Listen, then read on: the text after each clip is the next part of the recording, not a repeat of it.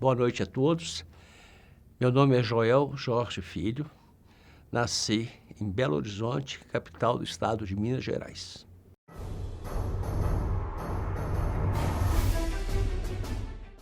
Olha, não foi uma infância fácil, foi uma infância de muita dedicação, de muito estudo, né? Eu sempre fui uma pessoa muito estudiosa, priorizava isso na minha vida, eu sabia o quanto seria importante isso no futuro. E meus pais eram pessoas da classe média, minha mãe professora, meu pai comerciante. E desde cedo, muito cedo, ele começou a me fazer trabalhar com ele. Eu era garoto, eu tinha 8, 9 anos. Então, essa caminhada, né, para me chegar onde eu cheguei, ela foi feita com muita resiliência, né, de entender as limitações financeiras dos meus pais, mas interessante é que eles jamais deixaram de me apoiar nos meus estudos, né?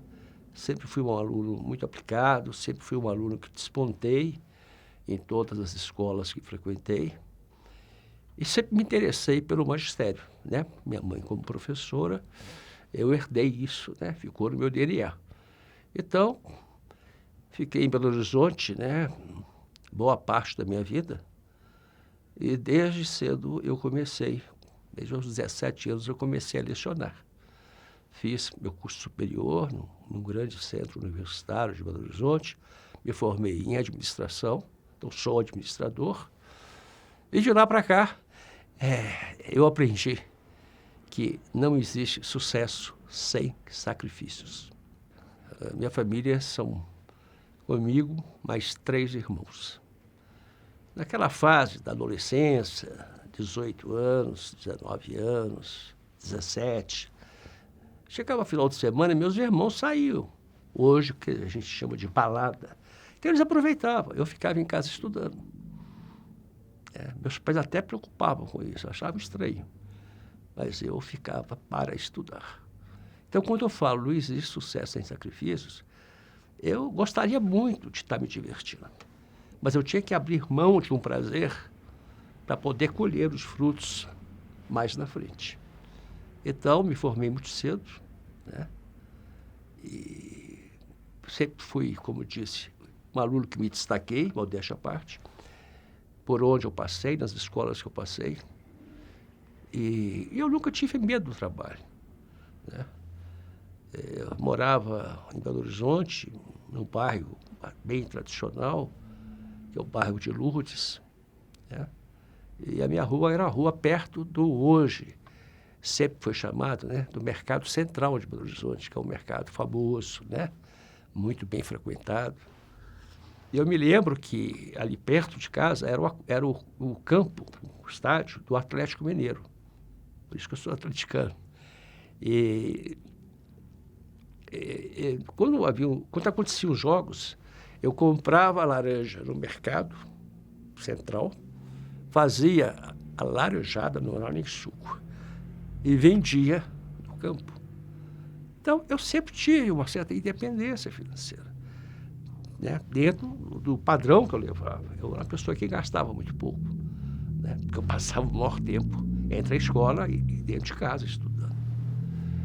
E quando completei 17 anos, eu recebi o desafio de começar a ministrar aulas num colégio de 2º grau. E enfrentei a situação. E aí foi uma caminhada que ela não parou mais, né?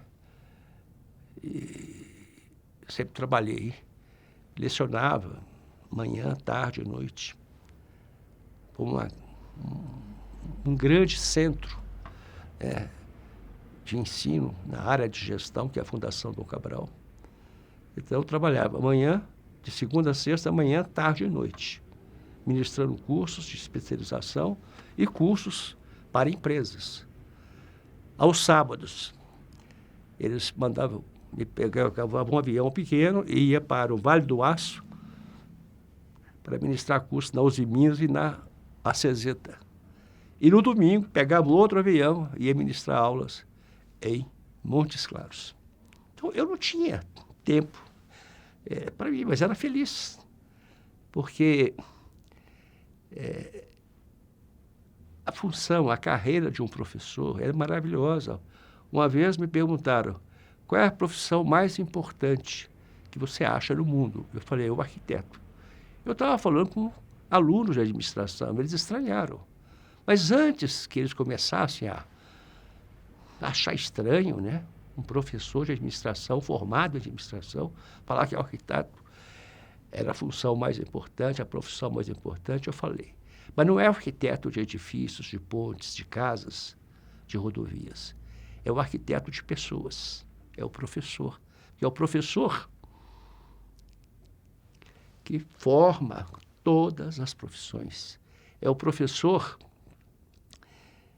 que te ensina o que é cidadania, o que é urbanidade. É ele que transmite conhecimentos para você crescer. Então, sempre fui um apaixonado por essa profissão.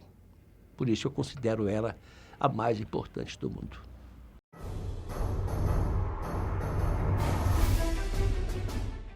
Bom, meus amigos, essa virada de chave, né?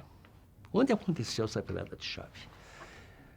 Até 1980, eu estava em Belo Horizonte muito bem de vida, porque nessa altura do campeonato eu já era diretor de um centro universitário.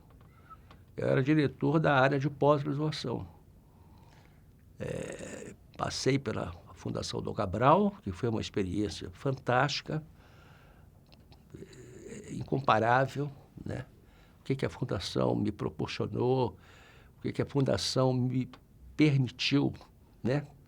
Em crescimento, tanto intelectual, quanto na questão de competências e habilidades. Mas, pouco tempo depois, eu recebi um outro convite para ser diretor desse centro universitário que eu lhes falei. E nesse centro universitário, eles começaram a trabalhar com cursos para grandes empresas. E eu fui convidado, recebi a missão de ministrar cursos, treinamento para o SERPRO, aqui em Brasília. Então, chegava aqui, ficava uma semana, e era o corpo gerencial da empresa, para quem eu ministrava esses cursos. E um belo dia, então ia, voltava. E um belo dia eu recebi um telefonema, recebendo um convite para voltar a Brasília. Eu até imaginei, deve ser mais cursos, né, que eles querem contratar. Mas não era um convite para me trabalhar no SERPRO. Eu me assustei com isso, né? Porque como todo mineiro, né, embora eu vivesse na capital, mas o mineiro, ele tem características muito próprias, né? Minas Gerais é um estado que você convive muito com a família, muitos amigos, né? Então, isso é um negócio até interessante. Quando eu resolvi mudar para Brasília, aceitei o convite, eu tive que me deparar com a realidade brasileira para quem chega. Eu cheguei em 1981. Não trouxe a família, porque eu não imaginava que eu iria ficar. Eu falei, é uma temporada que eu vou passar, embora contratado. Então, de segunda a sexta, você levava bem as coisas. Mas quando chegava sábado e domingo, ou feriados, era uma coisa terrível. Porque eu não conhecia ninguém, né? De segunda a sexta, você está no trabalho, eu nunca abandonei a academia, comecei a ministrar aulas à noite, trabalhava de dia, dava aula à noite na Católica, na Universidade Católica. Mas chegava ao final de semana, eu percebia que se você não cria relacionamentos mais profundos, se você não conquista a confiança das pessoas, essas pessoas não te chamam para nada, né? Então, eu vivia numa absoluta solidão no final de semana. E aí eu comecei a sentir falta. Chegava final de semana, sexta-noite, ao sábado pela manhã, eu pegava um avião e ia para Belo Horizonte. E naquela época a passagem era muito caro, como hoje está cara. Então eu comecei a perceber que meu dinheiro que eu ganhava para ir em passagem aérea. Aí eu falei, meu Deus, como que eu vou preencher meu tempo? Aí eu nunca tive moto na minha vida, nunca andei de moto. Eu comprei uma moto na época, para aquela época, era uma CB400. Para quem nunca pilotou moto. E foi para me ocupar no final de semana. Bom, essa experiência com o Serpro, ela durou de 81 a em torno de 88. Foi muito boa a experiência. Mas como a empresa é pública, né, esse que é o grande problema da administração pública no Brasil, é que a alternância de poder, ela é muito rápida. Muda um presidente, muda um ministro, muda a direção da empresa. E ali eu já comecei a ficar insatisfeito, né? Porque eu tinha grandes projetos no Serpro.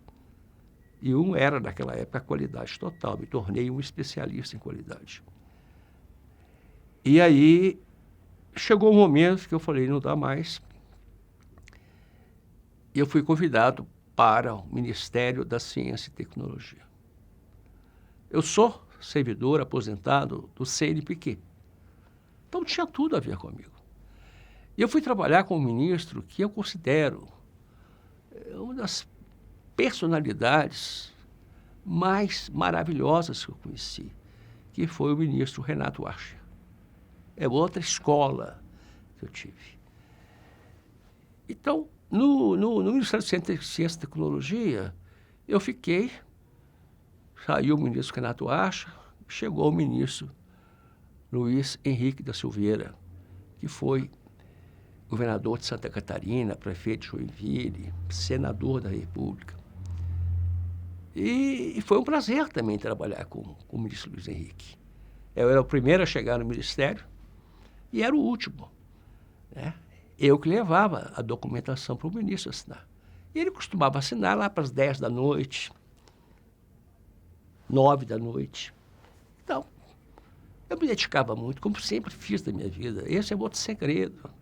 Eu vejo hoje as pessoas, né, começa às 8 da manhã, para religiosamente ao meio-dia, volta às 2 da tarde, às 6 horas da tarde, pega a sua bolsa, pega a sua pasta e vai embora.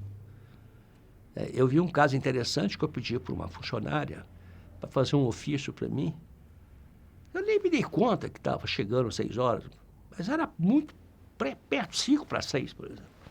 Ela me olhou assim e colocou Brasília, parou. Falei, 6 horas da tarde.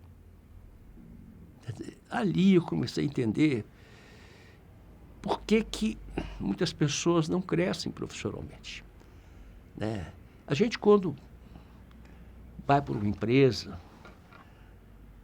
e isso o empresário vê com muita profundidade, você tem que ter dedicação, né? O horário é importante? É, mas ele não pode ser um fim em si mesmo. Muitas vezes você tem que passar do horário. Então eu sempre adotei a seguinte filosofia por onde eu passei. Então hoje você vai ficar até as 8 horas, você tem uma missão a cumprir. Amanhã, deu 4 da tarde, já cumpriu as suas metas, vai embora, está liberado. Mas essa mentalidade não existe hoje. Eu sei, porque eu convivo com muitos empresários, né?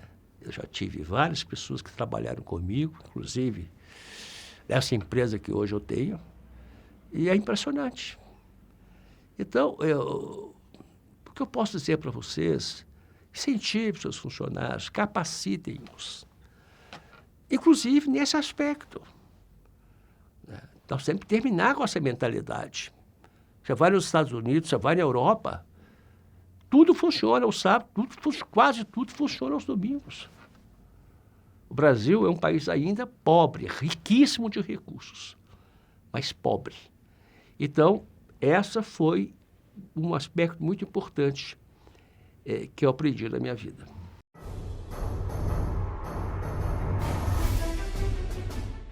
Vejam bem, a vida é feita de desafios, muitas vezes de rupturas. Há um momento de você aceitar o desafio e entender que você tem que se preparar para esse desafio. Por isso que eu disse, não existe sucesso sem sacrifícios. Os desafios, para serem enfrentados, você tem que estar muito bem preparado. Você tem que estudar muito. Você tem que conhecer muito o que esse desafio vai te exigir.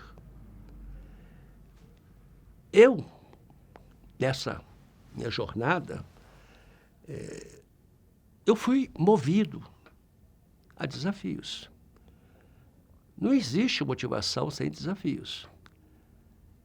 Como não existe um bom trabalho, bons resultados, sem que você se apaixone pelo seu trabalho. Você tem que gostar do que você faz. Você tem que sentir prazer no que você faz.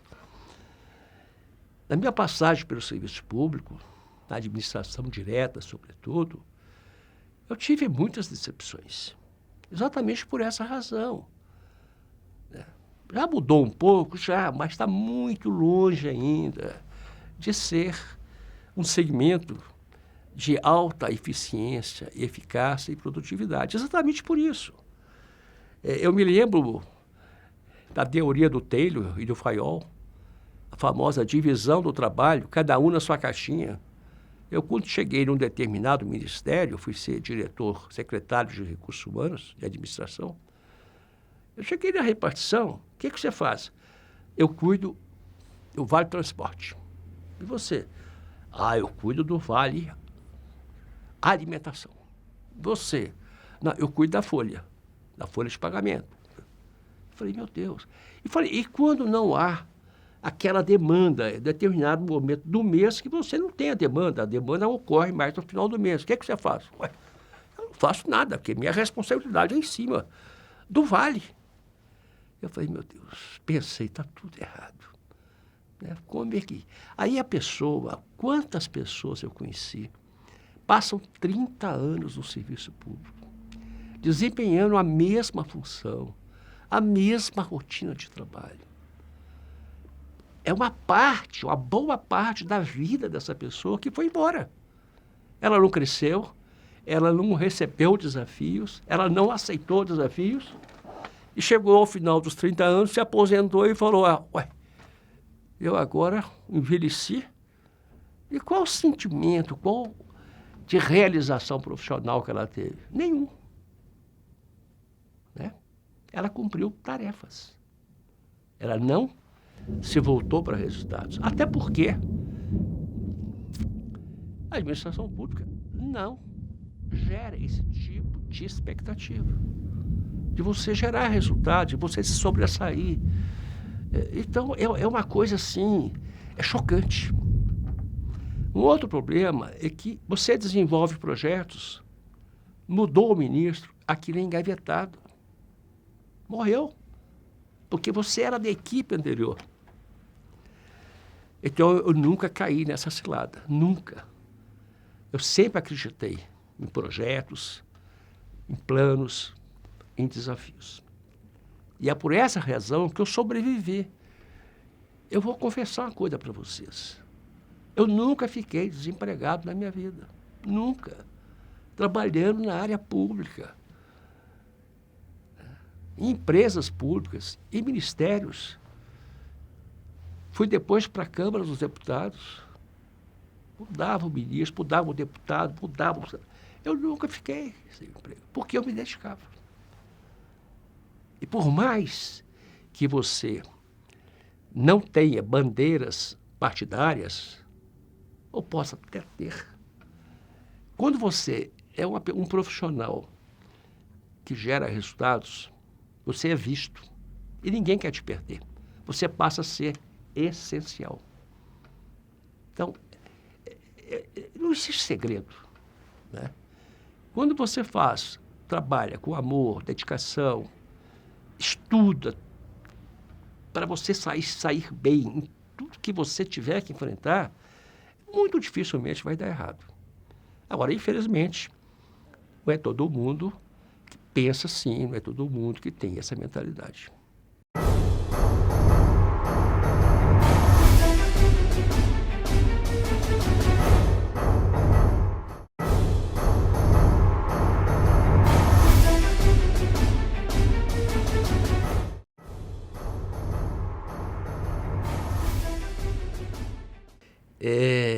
Como eu falei, eu cheguei em Brasília, eu me assustei porque é uma cidade totalmente diferente, né?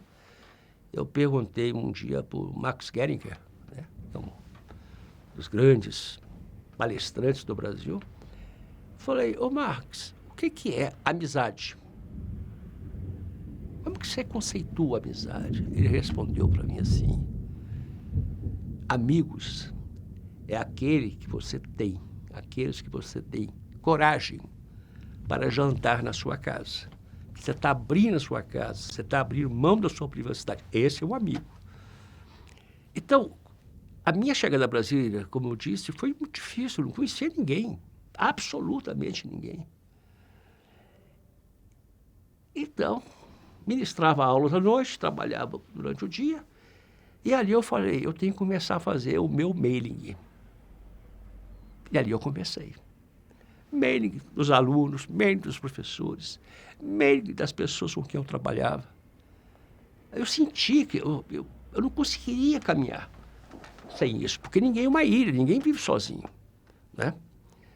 Então, desde aquele momento, eu comecei a criar o meu mailing. Bom, e isso facilitou a minha vida, né? Não só pelo meu desempenho profissional, né? Aí que as pessoas começam a te admirar. As pessoas começam a te achar interessante. Puxa vida, esse cara trabalha muito, esse cara se dedica, esse cara gera resultados. E eu comecei a montar essa rede, né? Quando foi em 2008, eu continuava na Câmara e continuava ministrando aulas. Eu falei assim, o que eu vou fazer depois de aposentado? Aí, porque eu vi exemplos, né? Essa história é muito interessante. Vamos pegar um exemplo muito clássico. Bancário. O cara passa uma vida inteira, uma carreira, 30 anos no Banco do Brasil. De repente, chegou a aposentadoria. O que ele faz? Ele só conhece o banco, a experiência profissional dele é dentro daquele métier. Ele fica em casa. E aí, é inevitável, começam os problemas. Que é a esposa, você sai todo dia, quando você chega à noite, está tudo bem. Agora, passa um dia inteiro, semana após semana inteiro, dentro de casa, sem fazer nada. Aí começaram os problemas, né, de separações, desquites, divórcios. E eu lembro que o banco criou, naquela época, a famosa agência Estilo, né? A proposta é fantástica. Mas logo depois, eu sempre fui cliente do Banco do Brasil.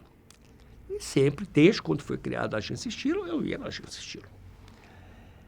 E aí eu comecei a perceber que demorava muito o atendimento, né, com as gerentes. E um dia eu perguntei para a Lúcia, que era minha gerente, falei, Lúcia, por que está demorando tanto? Porque os aposentados do banco não aguentam, vem para cá e senta com a gente e começa a falar do passado, começa a falar das decepções, que não está aguentando ficar parado. Ele fica ali 40 minutos, 1 hora. Né? E isso até hoje acontece.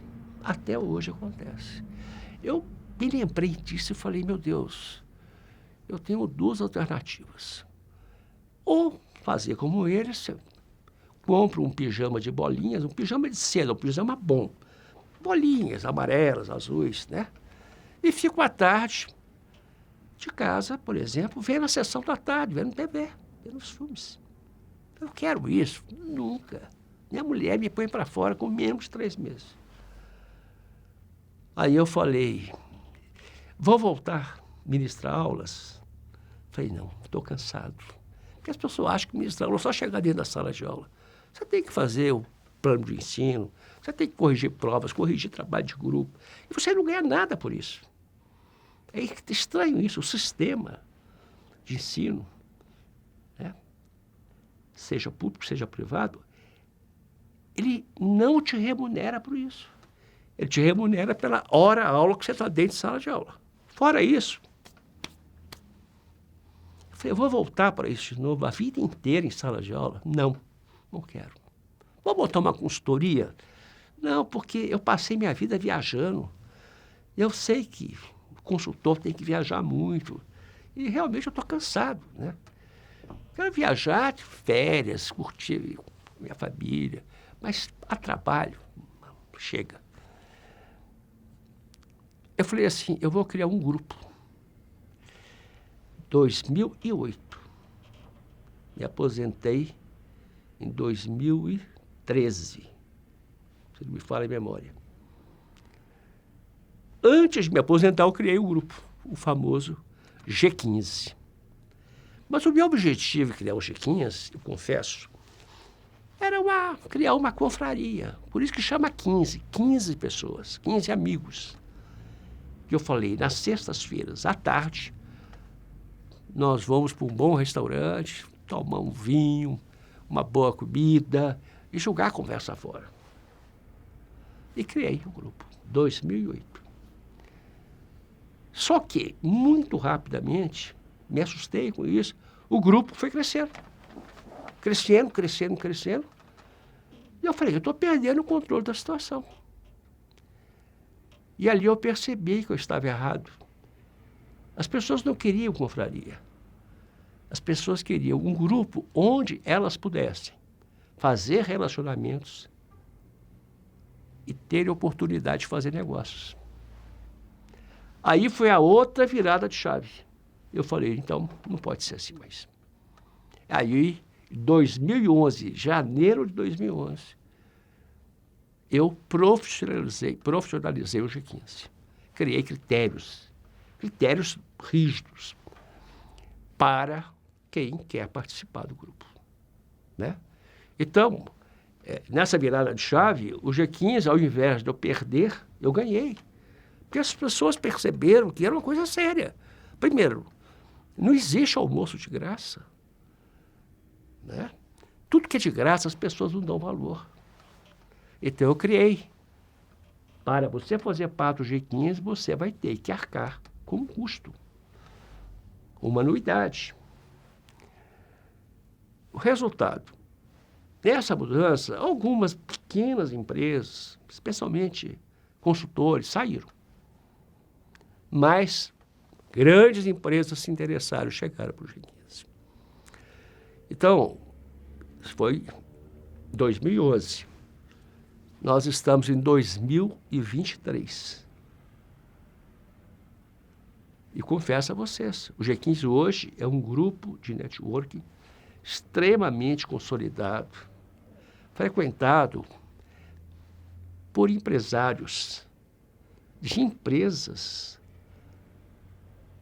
importantes no Distrito Federal, né? Grandes empresas, médias empresas.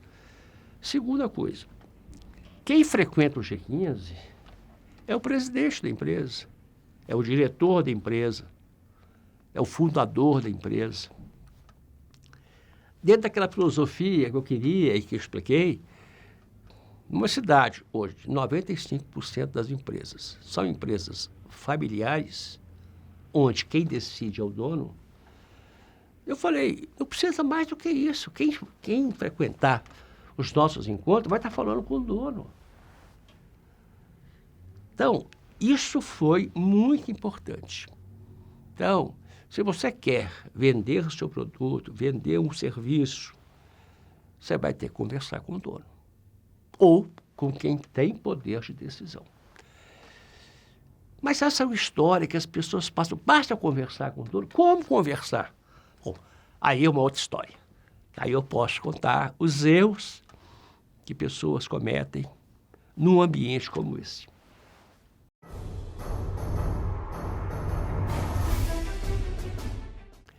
Muita gente acha que networking é trocar cartões de visita.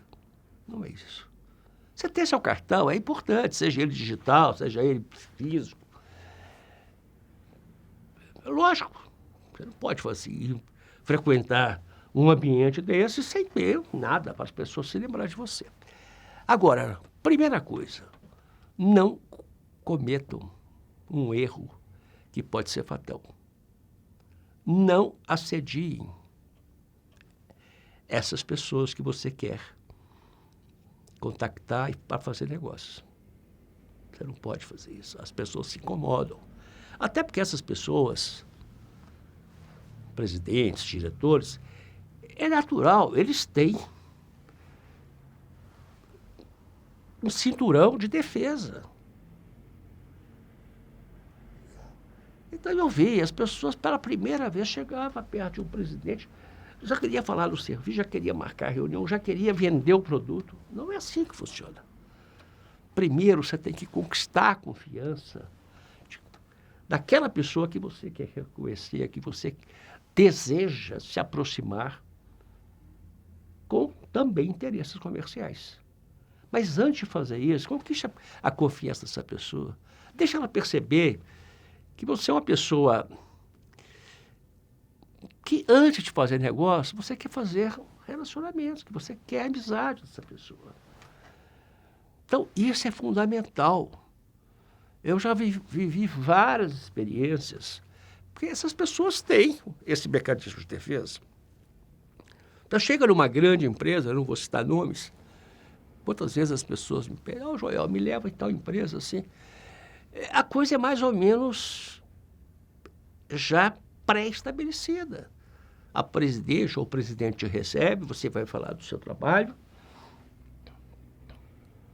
Dá 5 minutos, 10 minutos, ele ou ela já chama o assessor ou o assessor e fala, olha, fulano de tal vai cuidar desse assunto para você, viu? Vai dar toda a atenção. Fulana, olha, leva ele para sua sala, dá toda a atenção. Ali é a senha. Ali não vai sair negócio. O que eu recomendo? E que eu faço? Eu tenho um negócio chamado Face List. Não sei se você ouviu falar. Nem sei se existe. Pode até existir. Esse Face List, eu tenho a foto, a sua foto, o seu nome e a sua empresa. Quando chega o almoço do G15, como vai acontecer agora, nos próximos dias, primeiro almoço do ano, eu passo o domingo. Vocês já viram aquele programa, aquele cara da Globo que fazia cara crachá? Eu passo fazendo isso o domingo inteiro. Sabe por quê? Eu sou um anfitrião. Eu tenho que saber o nome. Puxa, eu vou receber aqui a Luísa Frazão, uma grande jornalista da TV União. Você já pensou, ela chega no meu almoço, eu não sei o nome dela, não sei qual é a empresa. É um negócio muito desagradável, né? Como se você chamasse alguém para ir à sua casa, né? Uma festa, um aniversário, você não sabe o nome da pessoa, sabe quem que é você. Não. Então, isso exige trabalho, né? Minha mulher até fala, você está ficando esclerosado. Porque passar domingo, vendo foto de gente, nome e tal. Pessoal, eu vou falar uma coisa para você. Meu almoço é uma média de 80 a 100 pessoas. Eu sei o nome de todo mundo. Posso, às vezes, 1 ou 2 errar, como eu já errei, né? Isso é normal. Mas, normalmente, eu sei o nome de todo mundo, sei qual é a empresa. E isso é o quê? Exige sacrifício. Lembra daquela história? É um domingo que eu podia estar caminhando, passeando, indo para o clube. Eu estou lá dentro da minha casa, fazendo esse exercício cara crachá.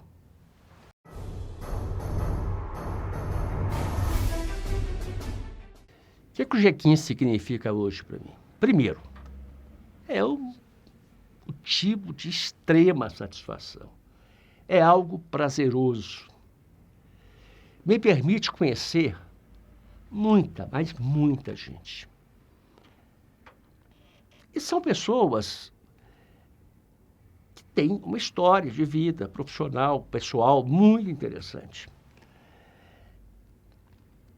O G15 me permite, além de conhecê-las, ajudá-las, né? Eu sou o timoneiro do grupo. Minha missão é abrir portas. Minha missão é dizer, fulana, receba essa pessoa, que essa pessoa é do bem. Você pode confiar, eu conheço essa pessoa. Não é um impostor, não é um aventureiro. Porque eu tenho que conhecer as pessoas. Veja bem, quando eu faço, falei do facelift, uma outra coisa que eu faço, tenho que fazer. Todas as empresas do G15, primeiro eu leio a história da empresa. Como começou, como é que foi o crescimento da empresa, o que é que ela faz. Eu tenho que fazer isso, né? Como que eu vou lidar com empresas que pertencem ao meu grupo, eu não sei nem o que elas fazem. Segundo, eu tenho que conhecer um pouquinho da história dos seus principais executivos. E isso exige trabalho. Eu tenho que pesquisar, eu tenho que buscar informações de qualquer natureza, da onde for. Eu tenho que saber se essa pessoa é vaidosa, se é uma pessoa mais fechada. Eu tenho que tentar descobrir qual é o hobby dessa pessoa, o que ela gosta de fazer. Parece incrível isso, mas isso é a parte essencial do network. Quantas vezes isso me ajudou nessa minha missão? Eu vou dar um exemplo aqui, clássico, né? Nós temos no G15, em Brasília, uma das empresas mais fantásticas que eu conheço. É de tirar o chapéu. É o Seibin. Seibin começou pequenininho, lá em Anápolis, em Goiás. Hoje é uma das maiores empresas brasileiras na área de medicina diagnóstica. Seibin hoje já tem mais de 300 unidades no Brasil. É uma empresa que não para de crescer e é um crescimento sustentável. É uma empresa que prima pela capacitação dos seus colaboradores. O Seibin é uma empresa que ganhou vários prêmios sucessivamente e até hoje é considerada a melhor empresa para mulher trabalhar. Tanto que sua força de trabalho, mais de 70% são mulheres. Olha que coisa fantástica. Você entra no laboratório Seibin, você é recebido com música. Você é recebido com um sorriso das funcionárias, das colaboradoras. Então, você tem que conhecer mais a história. Então, quando eu chego no Seibin, se você vai no Seibin, esquece seu produto, seu serviço. Primeiro encontro, vai lá elogiar, fala, olha, você pesquisou, não pesquisou? Puxa vida, que felicidade estar aqui, uma empresa tão importante.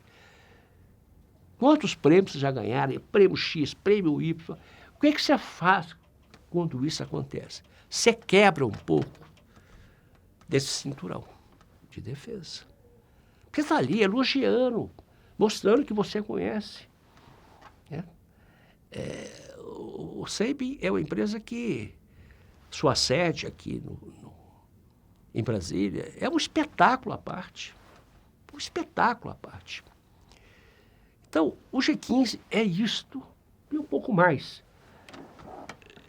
Eu pergunto assim, por que as pessoas, por que empresários estão há tanto tempo no G15? O empresário não joga dinheiro fora. Não se iludam com isso. Ele pode jogar dinheiro fora, ele pode gastar 100 mil reais. Vou sair de férias, vou curtir com minha família, vou esquiar na Suíça. Agora, quando se trata de negócios, ele quer ver o resultado. Ele não joga 100 reais fora, se ele não souber que isso vai trazer para ele resultados, porque ele está investindo. Então, esse é outro segredo. É isso que nós criamos no G15, essa atmosfera, essa cultura, né, de parceria, de um ajudar o outro. Mas isso exige muita dedicação.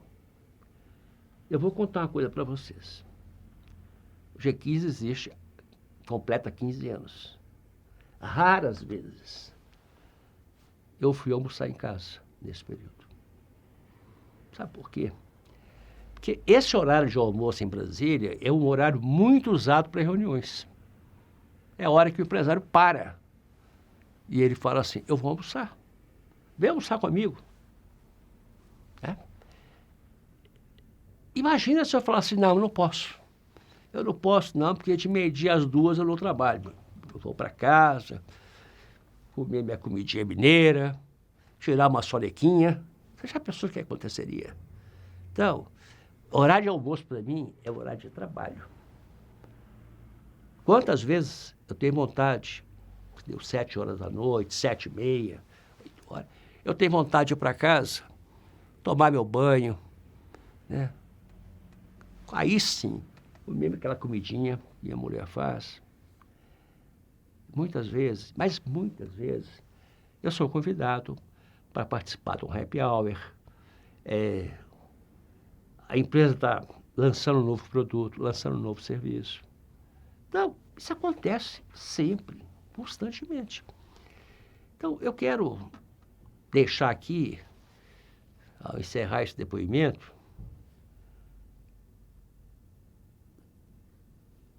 eu acredito hoje, acredito mesmo, sem network de qualidade, é muito difícil sobreviver. É muito difícil fazer negócios. Mesmo que você faça negócios numa boa escala, né, você tem que pôr na cabeça o seguinte, se você é empresário, coloca assim, para mim, para minha empresa, o céu é o limite. Você não pode deixar de crescer. Num mundo que cada vez mais competitivo, né? Quantas empresas quebraram na pandemia? E por que outras sobreviveram? Essa é a diferença. É você ter na sua cabeça, quando você se entrega, se dedica, quando você faz relacionamentos de qualidade, tudo fica mais fácil. Não existe nada fácil, mas fica menos difícil. Então, esse é o conselho que eu posso passar para todos vocês. Um grande abraço, até uma próxima oportunidade.